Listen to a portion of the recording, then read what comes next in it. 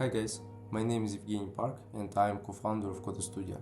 In this little video I wanted to share my process of creating one of the pieces for this character that I'm doing right now at my spare time, and yeah, just to walk you through it, because I think for some of you it would be interesting. So yeah, basically I'm gonna show you creation process of this exact piece, this like shoulder piece, right? Before that, I have time-lapse video for you to show, but before that I wanted to show like first stage of this exact piece, and as you can see it's kind of like really messy, really like not readable, and it's not symmetrical as well. So basically I went from this sketch to this final polished model, and I think the quality of the polishing and using this pipeline, using ZRemesher, it's almost like it gives you at the end almost like a high poly model. So I think this pipeline is very versatile, and it is very efficient not only for concept work but for game dev pipeline as well, because at the end, as I said, you have almost like a high poly model. So basically I went from this dirty piece, right, to this model here, to this, then, and after some like almost an hour I've got this piece.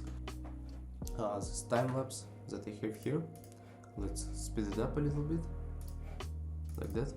Yeah, and you can see here what I did. I moved it to like rotate it to upright, right?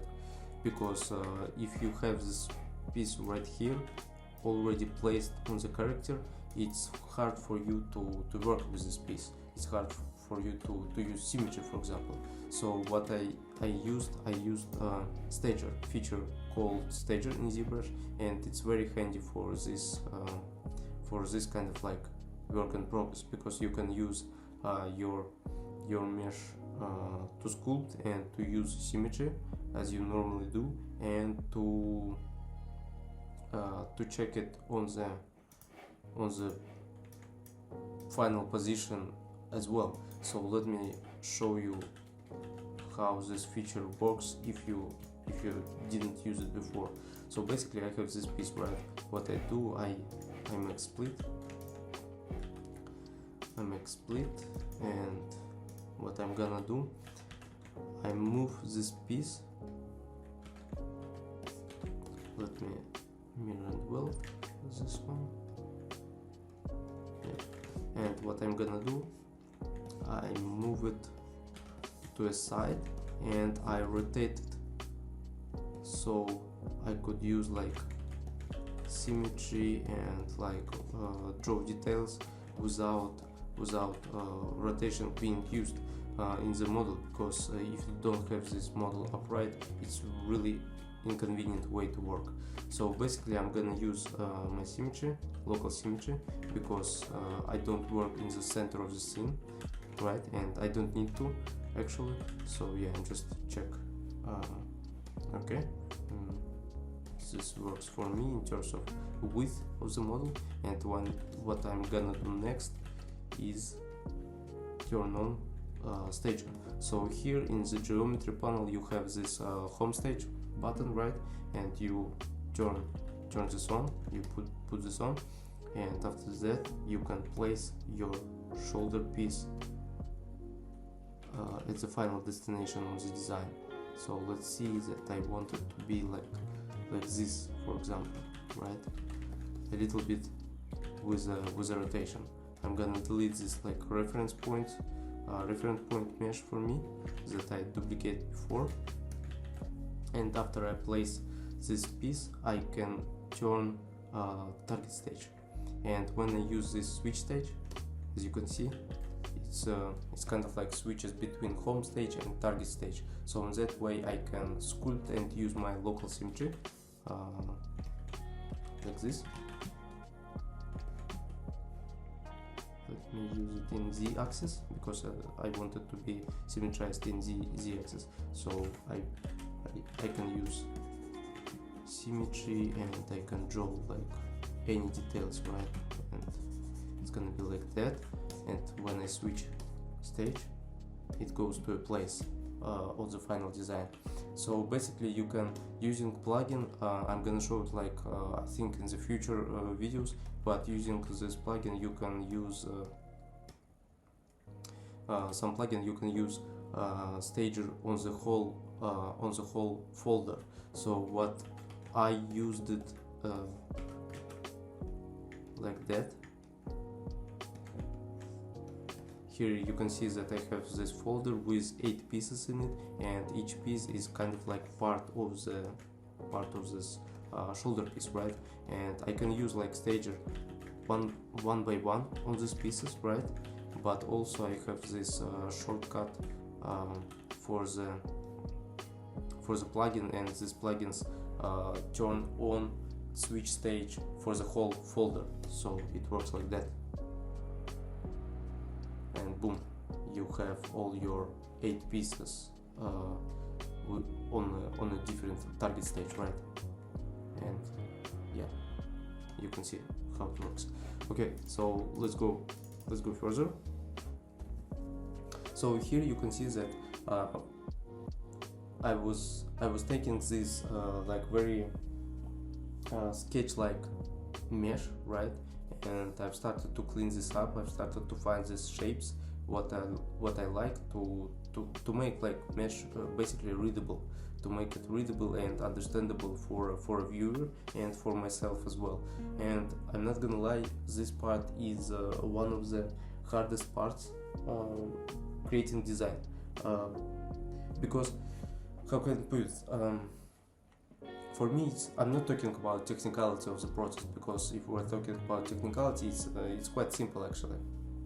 You should use like trend dynamic, you should use edge polish, you should use, I don't know, like smooth stronger brush, dump standard maybe, and that's it. You don't need like super difficult or super complex brushes or approaches to get a clean mesh.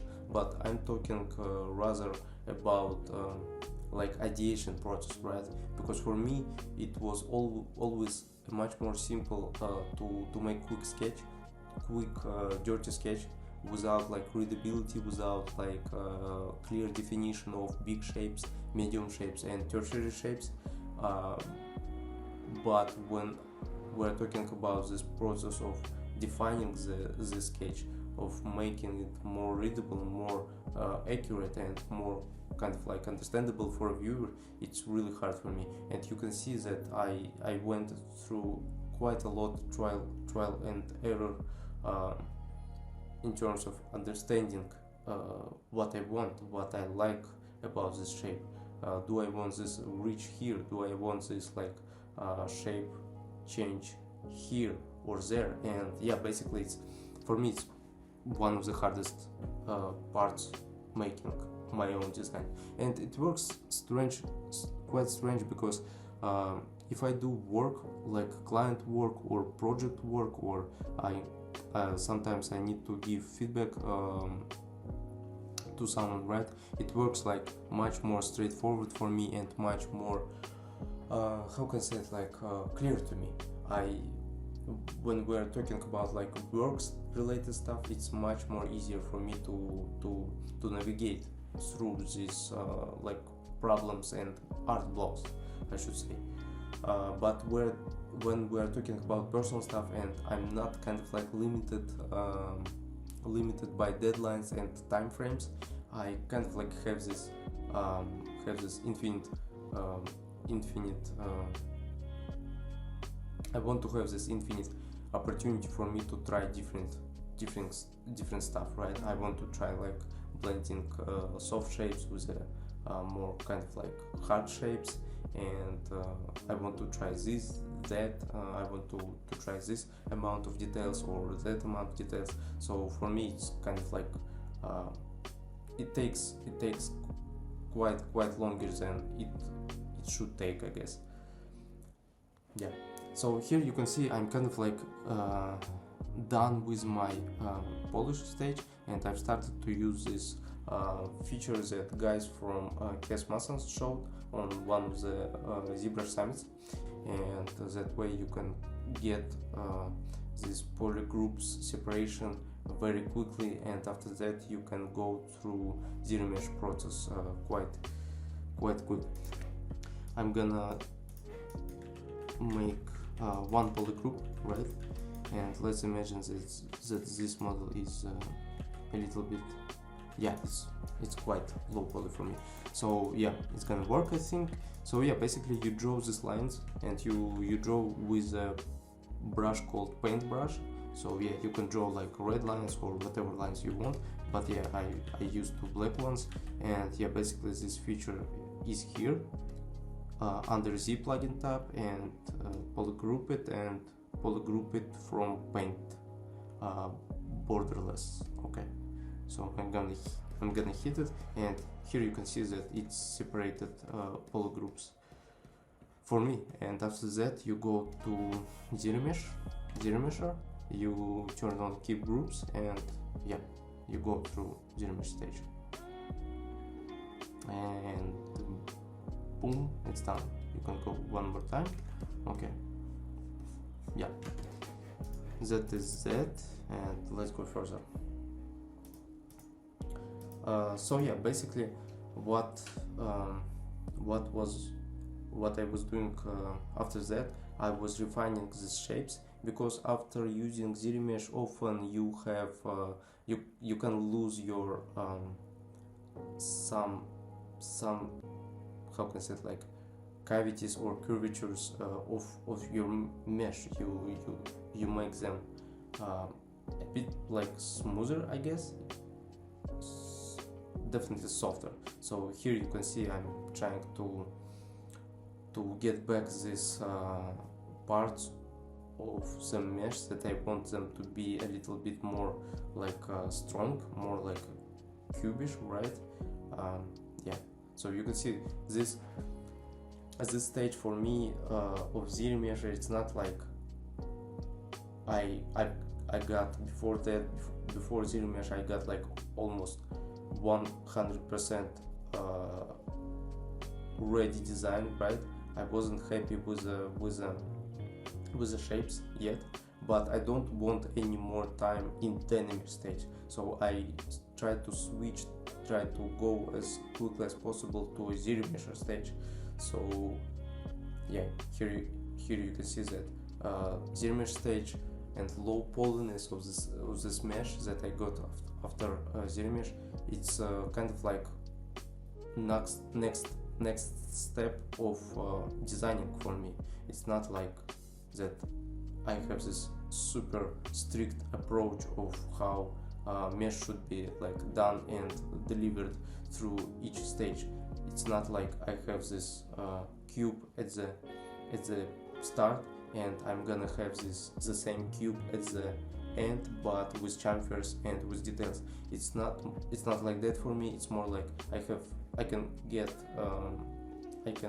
make cube at the start, but it might turn into sphere at the next stage, because I'm always try to search for a shape. I always try to find something new, and yeah, I'm kind of like make trial and error as much as possible, because I try to find the results that I'm happy with, and I don't have this like laser focused vision of what I'm gonna get at the finish stage, right, at the end point. So basically, if you're gonna look at some old time lapses of Vitaly Bulgarov, he works as how can I say it, like he almost like has this clear vision of what his model gonna look like at the end, what his design gonna look like at the end. So basically it takes a lot of practice and a lot of time, and yeah, I didn't develop this skill yet. So yeah, I don't have like this clear picture of what my design should end up at the end. I don't have this understanding, and I don't have this like basically like strong artistic vision how it should turn out. So yeah, here you can see that I've started to make separation of the mesh. I've separated the mesh, and it's actually quite an important step, because I think that, for example, if you are happy with your big and medium shapes, you don't necessarily need to go to tertiary shapes after that, because before that, what I like to do, I like to separate, and I like to find focal points of the mesh and of the design, and I like to make negative like spots on the model to break flatness. So let me explain what I mean here. So here you can see that I had this like block, right? It has like big shapes, it has medium shapes, but next step, what I did, I separated these polygroups. So after I separated these polygroups, I've got something like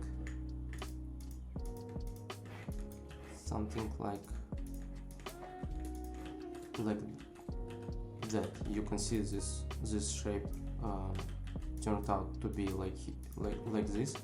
And let me change the color. And when I do the separation, what I'm looking for interesting breaking lines and breaking points, because you always want to make your mesh a bit more interesting, and like complexity, one of the points of the complexity, one of the anchors of the complexity, I think, is separation. So most of the designs, they are separated, and because of it, it's really interesting to look at them, because when you have separation, you have this like division, right? You have this like opportunity to make different colors for each pieces. You have this opportunity to make details in between this separation line. As an example, I've had this kind of like hole for a belt strap connecting shoulder piece and chest piece, and this hole, it works not only green part here, right here, but it also works on this part here, on this kind of like gray part here, and because of it, it's kind of like one piece, one whole piece. But because of that separation, I have this really interesting and intricate like details going through them. So you can see that I've added this kind of like small holes here, small like details, right, like stuff like that. And this line, it gave me this opportunity to make these holes, because if you imagine that I didn't make this separation and I've just made these holes here, it would be it would be interesting to look at, but maybe they didn't have purpose in this case, because doing these holes, I could say that these holes need to be kind of like connecting points to attach these two pieces, right? So first thing first for me is to look for separation, to make separation, right, of the mesh. Second thing for me is to make focal point right here. Third thing, negative shapes, and fourth thing is layering. I don't know how to write it, but yeah, basically each step is really important for me, and I'm trying to stick to each step in this exact order. So after I make this separation here, what I'm gonna do next, what I did next is creating and looking for a focal point. Focal point is this like one sweet point that you want to look at, that you kind of try to attract your client or your I don't know, like eye of another artist, eye of the viewer, right? And basically often circles or spheres or like something round is a great point for a focal point, and especially if you have symmetrical object right here. Sphere or a circle is a always great point to make a focal point. So third one is negative shapes. So for example, I have this negative like shape in the silhouette, right? But for me, negative shapes is not always about silhouette. It's also about like flatness of the surface, right? Because for example, I have this like small bump here, you can see, and what it gives me, if I look at this design, if I kind of like cut it and analyze it, I have this like ridge here, I have flatness, and boom, I have this spike of a shape. It's a plus for me, right? It's a plus. And then I'm gonna go further, and boom, I have this negative step here, right? So having this plus and minuses, it's always helps to your design, because you don't have you start to break this flatness of the mesh. And when I think about it, I always try to bring some negative shape to my design. So yeah, after that I'm gonna go with detailing process, and detailing process always about layering for me. So for example, I have this focal point, right, that we just talked about. So what is layering for me? Layering is make and multiply this effect. For example, if we're talking about the cylinder, I try to multiply this effect of cylinder here, right? I make a lot more cylinders inside. So what about this shape, right? Outside shape. I have this outside shape that mimics this cylinder shape, but it's not like exactly the same, because here I have more like hard angles of the model, but here I have very round shape, and this round shape I try to support, and this circle I try to support with these details, right, with this like noodles. let's call them noodles. And here, for example, this details here also I make bolt, right? I put a bolt there, but for a bolt you always need to have this hole for him, right? And I made hole and I put a bolt in it, and I've tried to multiply this little detail here with this alpha, right? With this alpha, so I have this like layering effect, almost like a ripple effect of a water.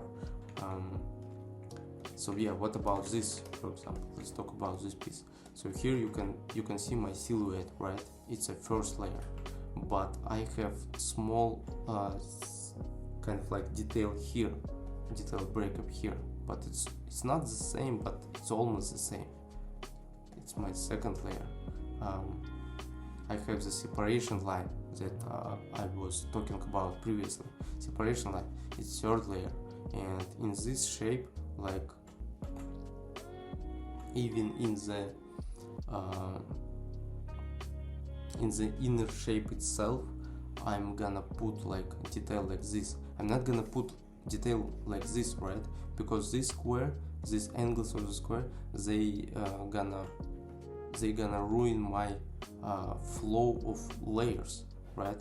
And so putting this round shape, I'm kind of like try to repeat this layering effect. So I have 1, 2, 3, 4, and this detail 5, and you got the point. I'm trying to make this like layers on the layers. So for example this, right? Boom, boom, boom, boom, boom. If I have this, okay, let's put some detail here, let's put detail here, and also support it with a negative shape here, so you can see that layers start to work for me. Okay, let's go further. So here you can see that I started to find tertiary shapes, so it took some time, and yeah, here I'm doing negative shapes as I just said, some keybash for a focal point.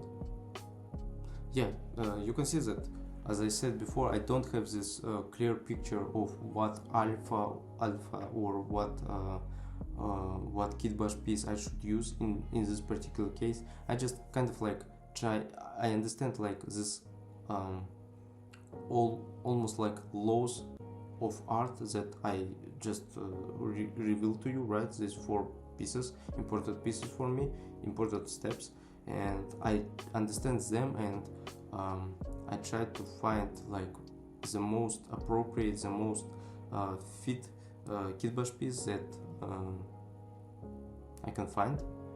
And yeah, basically it's not important for me what brush to use, what alpha use, or what kitbash to use, but it's more important for me to make them work together in these 4 laws that I was talking about previously.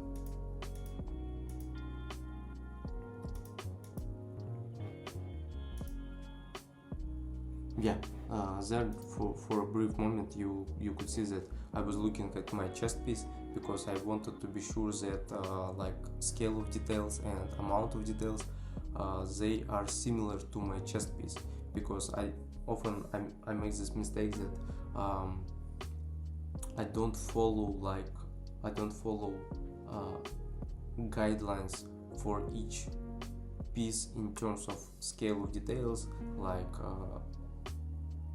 medium shapes, for example, because previously especially I had this problem when you could take a look at my work, and you almost saw like different too many approaches for a design. It was looking like different people was doing like different parts of the model. So I'm aware of my mistake as an artist in that way, so I'm trying to be more aware of it and more cautious of it. So for me it is one of the most important things right now to learn how to make design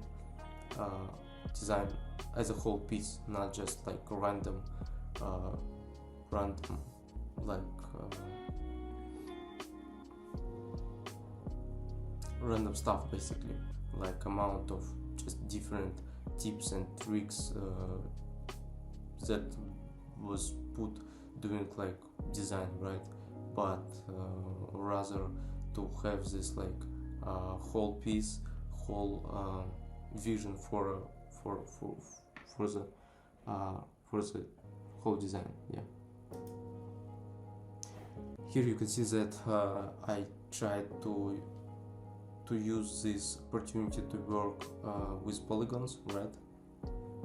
After doing ZRemesher, because I think that knowing how polygons work and knowing how subdivision modeling works is very important, especially if you kind of like want to develop your style, because previously I was working quite a lot with the polygons, doing only subdivision stuff, right? Before this like Zbrush, like madness, and I think that this like understanding how polygons work, how you can make interesting shapes moving only a few polygons is quite important, because it's efficient, and it's almost like a classic design when you can use your polygons, right, to work for you. So yeah, basically I'm gonna stop rambling, I think, and yeah, with this video I want to show, I want to start this process of basically sharing stuff that I got used to, and stuff that I know, that I'm confident in. So yeah, thanks for watching, and stay tuned.